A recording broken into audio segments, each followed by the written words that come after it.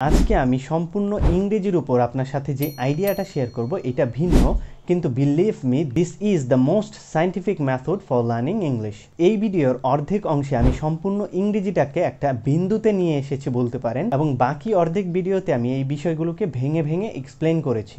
তো অর্ধেক ভিডিও দেখার পর আপনার যদি মনে হয় আপনি আমার আইডিয়াটাকে ক্যাচ করতে পেরেছেন, তাহলে নিঃসন্দেহে আপনি ইংরেজিতে একজন জিনিয়াস। প্রথমেই আমি আপনাদের সাথে একটা স্ট্রাকচার শেয়ার করব, যেটা আপনাকে ইংরেজিতে চিন্তা করতে সাহায্য করবে এবং আপনার আইডিয়াগুলোকে লিখে বা বলে প্রকাশ করতে সাহায্য করবে। ইংরেজি ভাষায় যেই 9 ধরনের শব্দ রয়েছে তার মধ্য থেকে 4 ধরনের শব্দ আমাদের প্রয়োজন হবে এই স্ট্রাকচারটা তৈরি করতে। তো এই স্ট্রাকচারটা তৈরি হয় ডিটারমিনার, অ্যাডভার্ব, অ্যাডজেক্টিভ এবং নাউন জাতীয় শব্দ দিয়ে, এবং এই স্ট্রাকচারটাকে বলা হয় নাউন ফ্রেজ, যেটা একটা ইংরেজি সেন্টেন্সের 70% গঠন করে সাবজেক্ট এবং অবজেক্ট হিসেবে। তাহলে চলুন দেখি এই স্ট্রাকচারটা দিয়ে কিভাবে আপনি আপনার চিন্তাকে প্রকাশ করবেন। প্রথমেই আমরা আলোচনা করব নাউন ওয়ার্ড বা টপিক ওয়ার্ড নিয়ে। তো আপনি যখন কোনো একটা বিষয়ে কথা বলছেন বা লিখছেন, প্রথমেই আপনাকে একটা টপিক ওয়ার্ডের প্রয়োজন হয়, যেমন কার বা বিউটি, এগুলো হচ্ছে নাউন ওয়ার্ড। এরা হচ্ছে আমার টপিক ওয়ার্ড, কারণ আমি এই টপিকে কথা বলতে চাচ্ছি। এখন অ্যাডজেক্টিভ ওয়ার্ডের কাজ হচ্ছে এই নাউন বা টপিক ওয়ার্ড সম্পর্কে ইনফরমেশন দেয়া। এক্ষেত্রে এক বা একাধিক অ্যাডজেক্টিভ এই নাউন ওয়ার্ড বা টপিক ওয়ার্ডের পূর্বে আমরা ব্যবহার করতে পারি। যেমন আই হ্যাভ এ কার, এইটা বললে আমার শ্রোতা বুঝবে যে আমার সাধারণ একটা গাড়ি আছে, কিন্তু আমি যখন অ্যাডজেক্টিভ ব্যবহার করে এই একই কথাটা বলবো, I have a luxury car, তখন আমার শ্রোতা বুঝবে যে আমার গাড়িটা সাধারণ না, এটা একটা ব্যয়বহুল গাড়ি। ঠিক একই রকমভাবে আমি বলতে পারি আই হ্যাভ এ কাস্টমাইজড কার, তো তখন আমার শ্রোতা আবার ভিন্নধর্মী একটা ইনফরমেশন পাবে। ঠিক একই রকমভাবে আমি বলতে পারি কমফোর্টেবল কার, ইউজড কার। বা বিউটির ক্ষেত্রে আমরা বলতে পারি inner beauty, absolute beauty, Majestic beauty. তো শুধু বিউটি বললে যে ইনফরমেশনটা পেত তার চাইতে বেশি ইনফরমেশন পাচ্ছে যখন এই নাউনটার পূর্বে আমরা অ্যাডজেক্টিভ জাতীয় শব্দ ব্যবহার করছি। তো অ্যাডজেক্টিভ সম্পর্কে খুবই গুরুত্বপূর্ণ একটা ইনফরমেশন হচ্ছে, সাধারণত যেই ওয়ার্ডগুলো অ্যাডজেক্টিভ এদের বাইরেও প্রেজেন্ট পার্টিসিপল, পাস্ট পার্টিসিপল এবং একটা নাউন অন্য একটা নাউনের পূর্বে বসে অ্যাডজেক্টিভ হিসেবে কাজ করতে পারে, এবং এই বিষয়টা আমরা এই ভিডিওর বাকি অর্ধেক অংশে এক্সপ্লেন করব।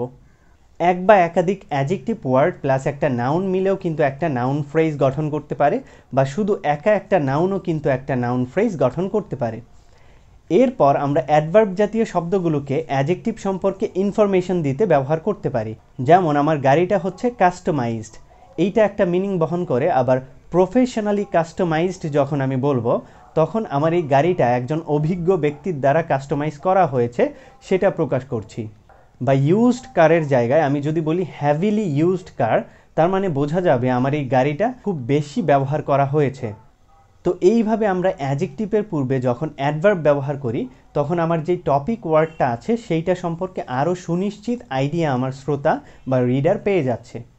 ঠিক একই রকমভাবে বিউটির ক্ষেত্রে আমরা বলতে পারি deeply inner beauty, unquestionably absolute beauty এবং ম্যাজেস্টিক্যালি ম্যাজেস্টিক বিউটি। তো এইভাবে আমরা আমাদের টপিক ওয়ার্ডকে অ্যাডভার্ব দিয়ে মডিফাই করতে পারি, এবং একটা অ্যাডভার্ব, অ্যাডজেক্টিভ এবং নাউন মিলেও একটা নাউন ফ্রেজ গঠন করতে পারে। সর্বশেষ যেই ওয়ার্ডটা আমাদের এই স্ট্রাকচারটাতে প্রয়োজন হয় সেটা হচ্ছে ডিটারমিনার, এবং ডিটারমিনার হয় 5 প্রকারের। এই 5 প্রকার ডিটারমিনার আপনার একদম মুখস্থ থাকতে হবে, নয়তোবা আপনি শুরুতেই আপনার আইডিয়াটাকে প্রকাশ করতে ব্যর্থ হবেন। এই ডিটারমিনারগুলোর কাজ হচ্ছে নাউন ফ্রেজের একদম শুরুতে বসে নাউনটাকে নির্দিষ্ট করা, নাউনের সংখ্যা প্রকাশ করা বা নাউনের পরিমাণকে প্রকাশ করা। এক্ষেত্রে এক বা একাধিক ডিটারমিনার আমরা নাউনের পূর্বে বসিয়ে একটা নাউন ফ্রেজ তৈরি করতে পারি। যেমন অল দ্য পিপল, তো এখানে অল হচ্ছে কোয়ান্টিফায়ার ডিটারমিনার, যেটা পিপলের পরিমাণ বোঝাচ্ছে, এবং দা হচ্ছে আর্টিকেল ডিটারমিনার, মানুষগুলো আমার শ্রোতার কাছে নির্দিষ্ট, তাই আমি এর পূর্বে আর্টিকেল দা ব্যবহার করেছি। ঠিক একই রকমভাবে মাই কার, এখানে মাই হচ্ছে একটা পসেসিভ ডিটারমিনার, এরা সাধারণত নাউনটা কার সেটা প্রকাশ করে। আবার সাম লাক্সারি কার্স, এখানে সাম হচ্ছে একটা কোয়ান্টিফায়ার ডিটারমিনার, যেটা কারগুলোর পরিমাণকে প্রকাশ করছে। তাহলে সর্বশেষ আপনি যে আইডিয়াটা পেলেন সেটা হচ্ছে একটা নাউন ফ্রেজে একটা নাউন থাকা বাধ্যতামূলক, কিন্তু অ্যাডজেক্টিভ, অ্যাডভার্ব বা ডিটারমিনার থাকা বাধ্যতামূলক নয়। শুধু একটা নাউনও একটা নাউন ফ্রেজ গঠন করতে পারে, বা নাউনের সাথে এক বা একাধিক এই ওয়ার্ডগুলো বসে একটা নাউন ফ্রেজ তৈরি করতে পারে। ইংরেজি এই 4 ধরনের শব্দ ব্যবহার করে নাউন ফ্রেজের মাধ্যমে আমরা নাউন সম্পর্কে যে আইডিয়াগুলো তৈরি করি, সেই আইডিয়াগুলোকে আবার কানেক্ট করতে আরও 4 ধরনের শব্দ আমাদের প্রয়োজন হয়, যেগুলো হচ্ছে ভার্ব, নন ফিনিট ভার্ব, প্রিপোজিশন এবং কনজাংশন। এই ওয়ার্ডগুলো দিয়ে যখন আমরা আমাদের আইডিয়াগুলোকে বা নাউন ফ্রেজগুলোকে কানেক্ট করি, তখনই একটা ইংরেজি সেন্টেন্স বা বাক্য তৈরি হয়। ধরুন আমাদের কাছে 4টা নাউন ফ্রেজ বা আইডিয়া আছে। প্রথমটা হচ্ছে ড্রাইড ফিশ, অর্থাৎ শুকনো মাছ। দ্বিতীয়টা হচ্ছে আওয়ার ভিলেজ, অর্থাৎ আমাদের গ্রাম। তৃতীয়টা হচ্ছে পপুলারিটি, এটা একটা নাউন, একাই একটা নাউন ফ্রেজ। এবং চতুর্থটা হচ্ছে দ্য কান্ট্রি। তো এই 4টা নাউন ফ্রেজকে এখন আমরা ভার্ব, নন ফিনিট ভার্ব এবং প্রিপোজিশন দিয়ে কানেক্ট করে একটা পরিপূর্ণ বাক্য তৈরি করতে চেষ্টা করব। প্রথমেই আমাদের কানেক্ট করতে হবে ড্রাইড ফিশ এবং আওয়ার ভিলেজ। তো ড্রাই ফিশ আমাদের ভিলেজে কি হতে পারে? প্রডিউসড বা উৎপাদিত হতে পারে। তো যেহেতু ফিশ নিজে নিজে উৎপাদন হয় না, অন্য কারো দ্বারা উৎপাদিত হয়, তাই আমরা এখানে লিখেছি প্রডিউসড।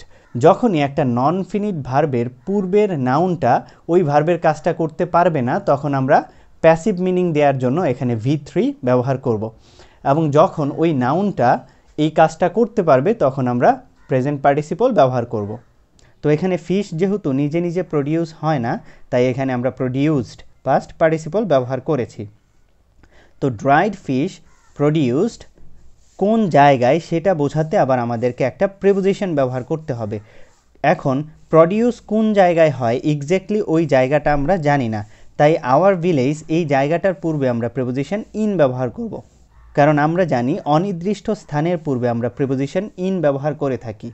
তো এখানে যেহেতু প্রডিউস কোন জায়গায় হচ্ছে এক্স্যাক্টলি আমি বলছি না, তাই এই আওয়ার ভিলেজ স্থানটার পূর্বে আমরা প্রিপোজিশন ইন ব্যবহার করেছি। তো এইভাবে আমরা 2টা নাউন ফ্রেজকে কানেক্ট করেছি। এবং এই বিষয়গুলো এখন জটিল মনে হতে পারে, এই ভিডিওর বাকি অংশে কিন্তু আমি বলেছি ইন ডিটেল এই বিষয়গুলো নিয়ে আলোচনা করব। Dried fish produce in our village, এই অংশটার সাথে এখন আমরা আরেকটা নাউন ফ্রেজকে যুক্ত করব, যেটা হচ্ছে পপুলারিটি। তো আমাদের গ্রামে উৎপাদিত শুকনো মাছগুলো পপুলারিটিকে কি করতে পারে? গেইন করতে পারে বা পেতে পারে। তো সেই অর্থে আমরা লিখব ইজ গেটিং পপুলারিটি, তার মানে জনপ্রিয়তা পাচ্ছে।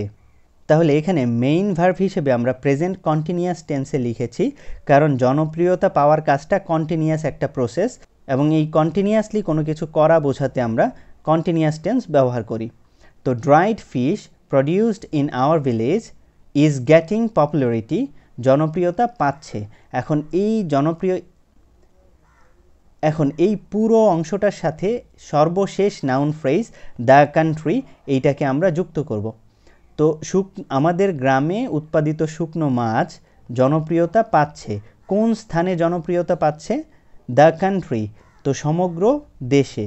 এই সমগ্র কথাটা বোঝাতে আমরা ইংরেজিতে 2 ধরনের প্রিপোজিশন ব্যবহার করতে পারি, একটা হচ্ছে ওভার আর একটা হচ্ছে অ্যাক্রস।